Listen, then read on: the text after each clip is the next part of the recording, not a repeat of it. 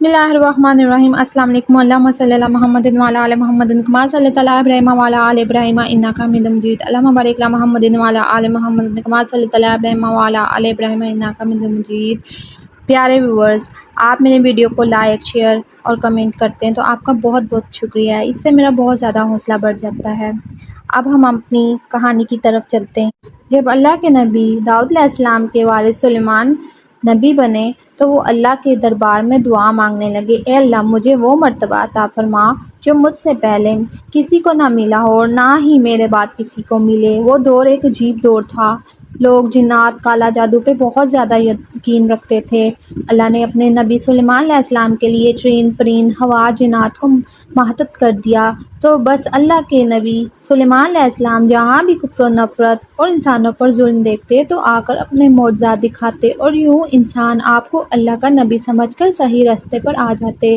اگر کوئی جن کسی انسان کے گروہ پر حملہ کرتا یا اسے نقصان پہنچاتا تو آپ اس جن کو زنجیروں میں جکڑ دیتے اور آپ کا تخت وہ اپنے کندھوں پر اٹھائے پھرتے، آسمانوں میں پرواز کرتے۔ تو ویسے ہی آپ آسمانوں میں پرواز کر رہے تھے، اتنے میں ایک جن آ کے آپ سے کہنے لگا، اے اللہ کے نبی، زمین بابل کے پاس جنات کا ایک گروہ انسانوں پر ظلم کرتا ہے اور وہاں کے جن انسانوں میں حلول کرتے ہیں، پھر انسانوں کو تکلیف دے کر یہ منواتے ہیں کہ ان کے پاس غیب کا علم ہے، اور یوں انسان بھی صراط مستقیم سے ہٹ رہے ہیں۔ جیسے ہی اللہ کے نبی سلیمان علیہ السلام نے اس کی بات کو سنا تو اپنے تخت بابل کی طرف موڑ دیا اور اس گروہ کے پاس آ کے کہنے لگے، اے تکبر میں رہنے والو، اللہ سے ڈرو۔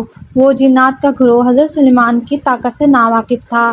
اس میں سے ایک جن لیاب کہنے لگا، ہم کسی سے نہیں ڈرتے، ہم اپنی مرضی چلاتے ہیں، اور اس قبائل کے کچھ جن حضرت سلیمان علیہ السلام کے تخت کے چاروں طرف آ جاتے اور کہتے، اگر تو واقعی سچا ہے تو ہمیں قید کر کے دکھا۔ تو وہ جہنم میں بوس ہو جاتے اور اللہ کے نبی سلیمان کے قدموں میں گر جاتے اور کہتے، آپ کون ہیں؟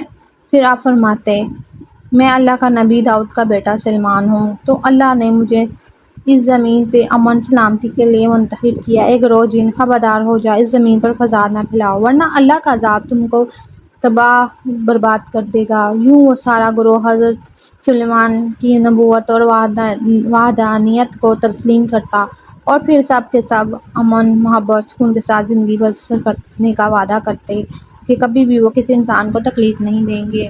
بے شک اللہ جسے چاہے اپنی خاص رحمت اور طاقت سے نواز دیتا ہے، وہ ہر دعا کو سننے والا ہے، وہ سب پر کرم کرنے والا ہے۔ اے اللہ، اس پورے جہاں پہ اپنا کرم فرما اور ہر انسان کی وحدانیت کو تسلیم کرتا اور پھر سب کے سب امن، محبت، سکون کے ساتھ زندگی بسر کرنے کا وعدہ کرتے کہ کبھی بھی وہ کسی انسان کو تکلیف نہیں دیں گے۔ بے شک اللہ جسے چاہے اپنی خاص رحمت اور طاقت سے نواز دیتا ہے، وہ ہر دعا کو سننے والا ہے، وہ سب پر کرم کرنے والا ہے۔ اے اللہ، اس پورے جہاں پہ اپنا کرم فرما اور ہر انسان کی دعا کو قبول فرما، آمین۔ میرے چینل کو سبسکرائب، شیئر ضرور کیجیے گا۔ آپ کی بہت شکر گزار۔ اللہ حافظ۔